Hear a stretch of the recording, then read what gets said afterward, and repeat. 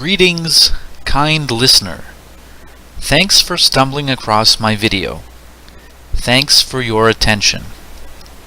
Do you have Asperger's or high-functioning autism? If you do, then I made this video for you. I also made this video for me. I, as well, have Asperger's. For anyone else watching, let's say neuro-typicals, thank you. However, you are not my intended audience. I'm really hoping to reach out to others who can relate to having Asperger's. Further, I've heard people talk about Asperger's as if it's a badge of honor or some type of mental superpower. That is true. Asperger's people tend to have good memories and great intellects. My personal opinion, however, is that Asperger's is awful. I know negativity is unfashionable these days. However, I don't care. I'm calling it like it is. Asperger's sucks. Why? Because 99% of jobs and relationships require social interconnectedness. So the bottom line is, if you have Asperger's, you're not going to be as successful.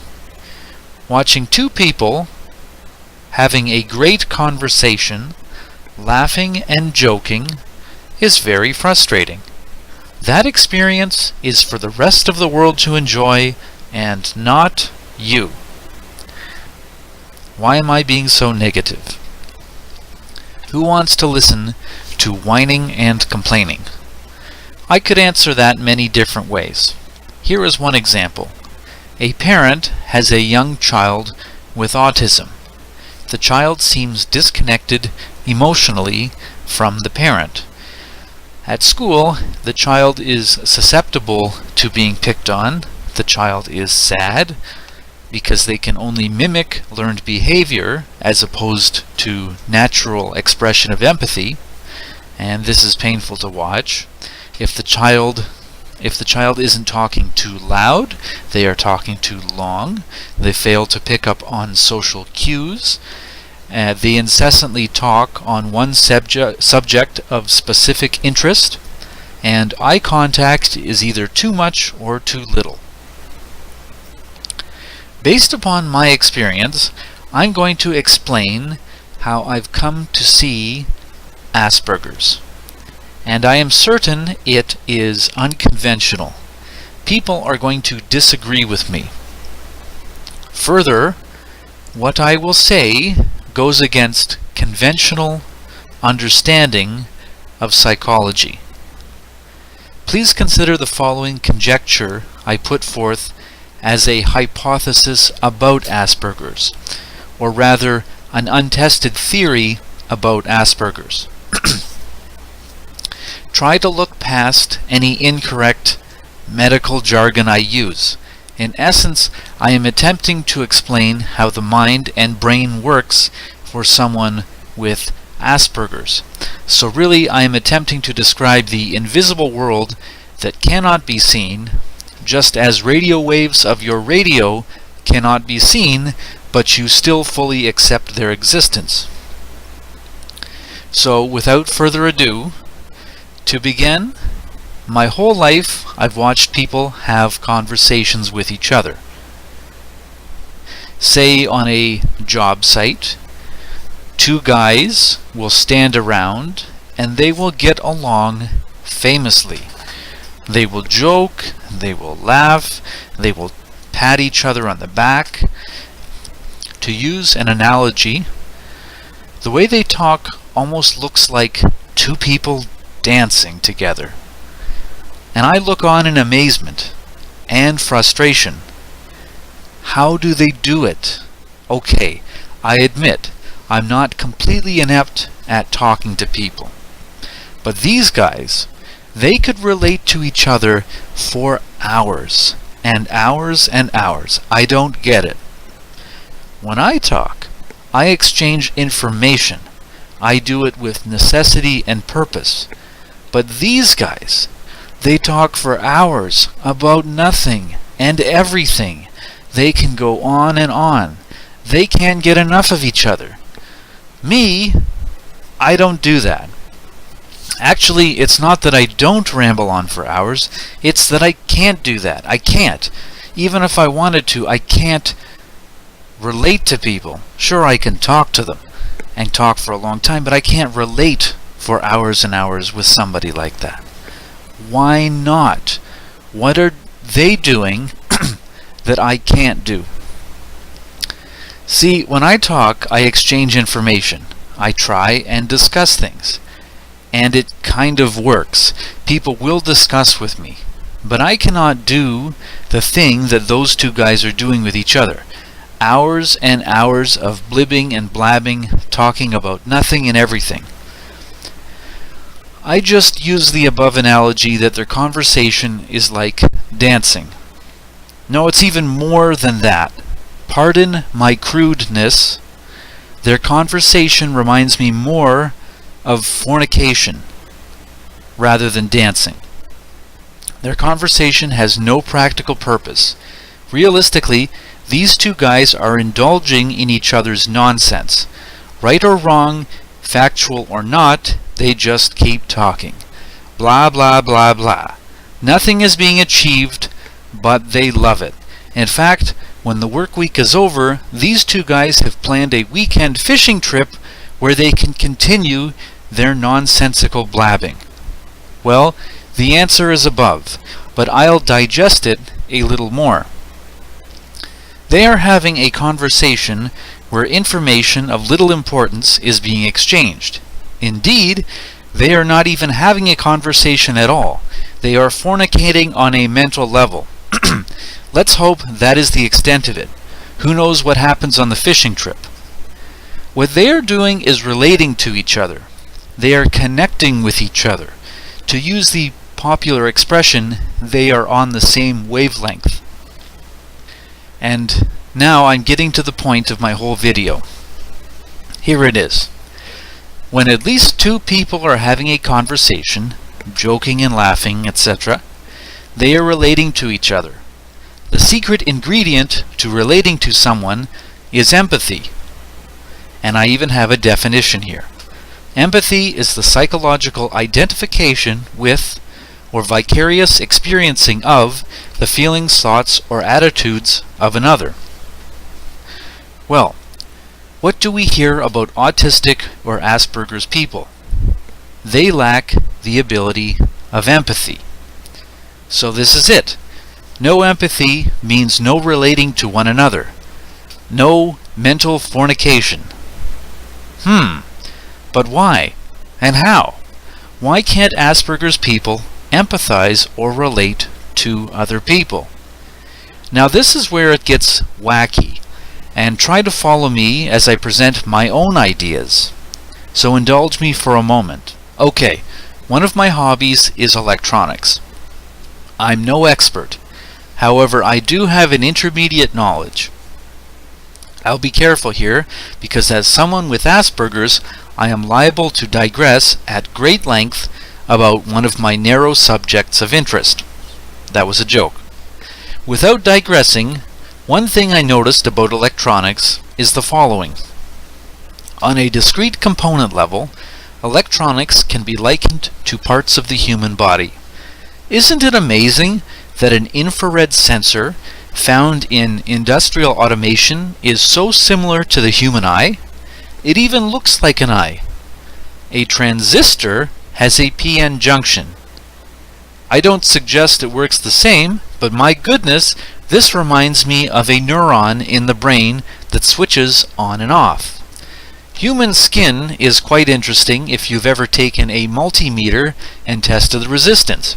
Human skin is semiconductive. You may have to try this yourself, but getting close to an AM or FM radio can affect the signal reception. This would indicate some interference with either transmission or reception. Is that your skin doing that, or your body, or your mind? You're causing radio interference with an AM/FM radio. And that brings me back to my point. I also believe the brain, or some part of it, perhaps the pineal gland or third eye, is operating as a transceiver, transmitting and receiving. I wouldn't fully exclude other parts of the body from such radio wave type connectedness. If you are keen to your emotions when you feel them, say when you are angry or happy, pay close attention to where the emotion is experienced in your body. My solar plexus is quite interesting. But again, back to my point. When two people are relating to one another, having a conversation, I speculate whether they are connecting to each other etherically. So in fact, what they are doing with each other is in tuning with each other's corresponding wavelength. They are tickling each other's emotions. Unfortunately, for folks with Aspergers, Aspergers are more interested in engaging one another's intellectual faculties rather than the sensual conversation, like the guys I previously mentioned in my example, who like to discuss nothing ad nauseum. Once again, I like to call this mental fornication. This is why Asperger's people might appear emotionally insecure, detached, or even emotionally retarded. Sadly, I think this is actually true. Asperger's and autistic people cannot relate. It's like this, very crudely speaking. Your brain, or some specific part of it, perhaps the pineal gland, is an electronic transceiver, transmitting and receiving at an ultra-high Hertz value undetectable to the average benchtop oscilloscope, period. In other words, your brain, your mind, is transmitting and receiving a wavelength to other people's minds or bodies. Now, in the case of these guys, transmission and receiving is loud and clear, no problems. However, I hypothesize that Asperger's people cannot receive correctly. Their empathy receiving device is busted. It doesn't work. Oh yes, intellectual thoughts and ideas are received no problem. However, emotionally expressed wavelengths are not received, or not as well anyway. Notice I have only conjectured that emotional wavelength reception is busted in the autistic Asperger's person. Let's talk about how well Asperger's or autistic people can transmit the emotional wavelengths for others, or for relating to others and connecting in a conversation. I'm not really certain on this point. However, I do know that Asperger's people are fantastically successful at making others feel very awkward. They certainly transmit awkwardness. Differently, they might be transmitting unexpected signals given the social context. For instance, when a neurotypical person is sad because their goldfish just died, the Asperger's person, lacking emotional empathy, or what I was just calling emotional reception of others, might inappropriately laugh, failing to receive the goldfish's owner's emotional pain and anguish. It's not that the Asperger's people are mean-spirited, they simply cannot receive the emotional component of the conversation, which could be a separate wavelength. The above is it. That's my point. I hope I made myself clear enough.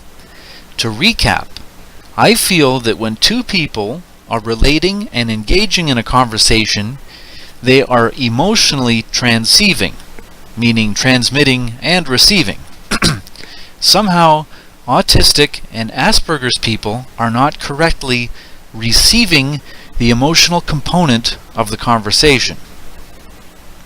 I don't want to browbeat my point, but I have another analogy.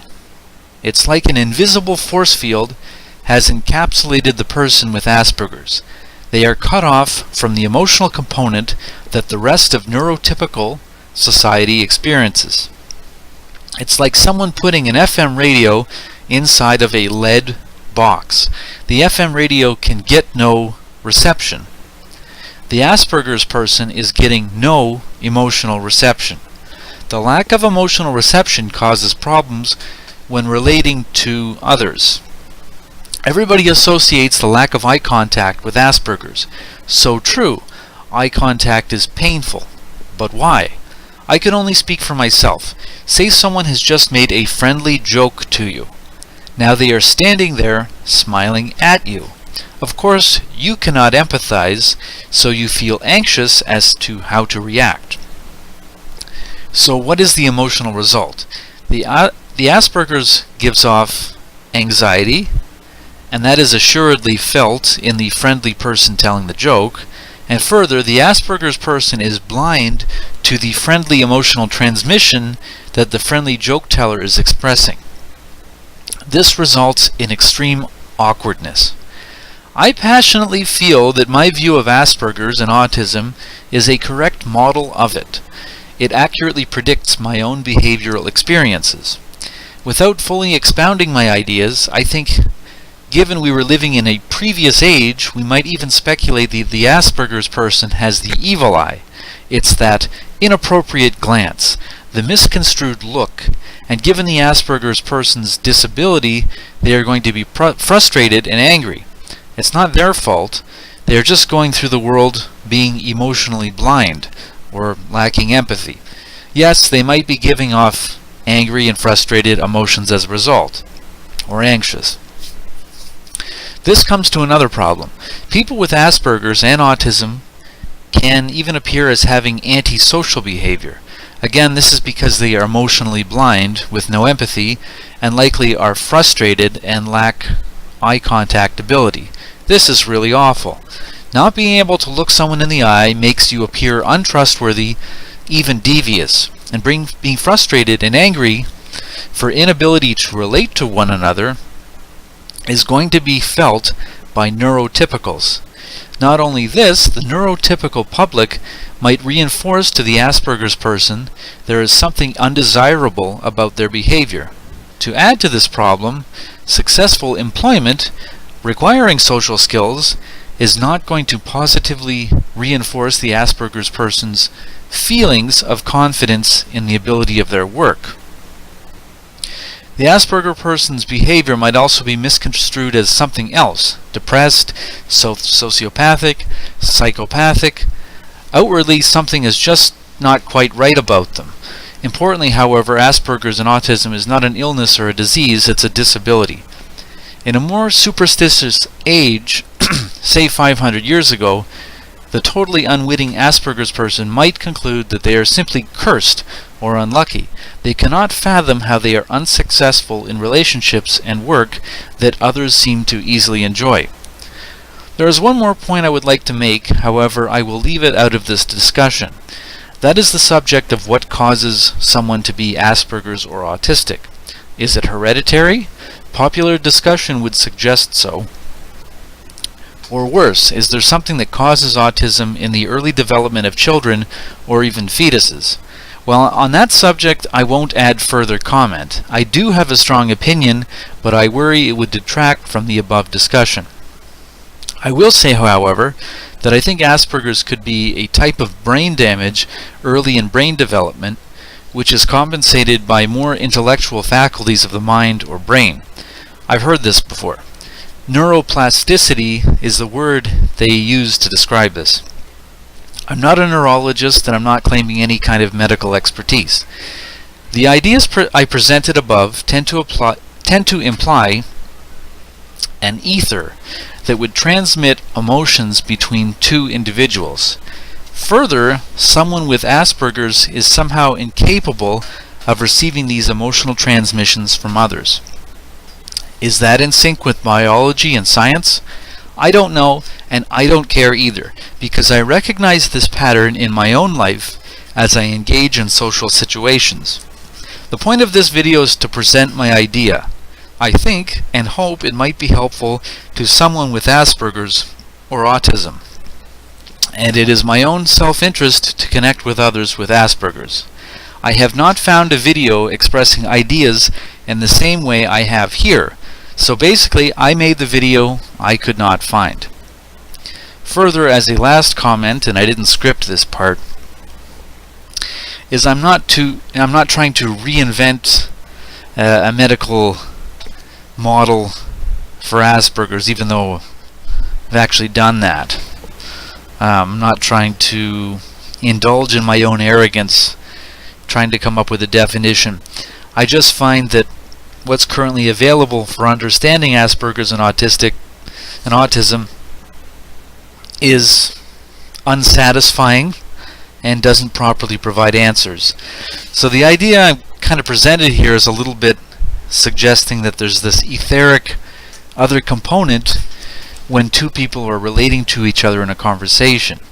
And because we don't look at this scientifically, and it's almost borderline occult, then we're really not getting to the problem of why people are suffering with a disability called autism and Asperger's.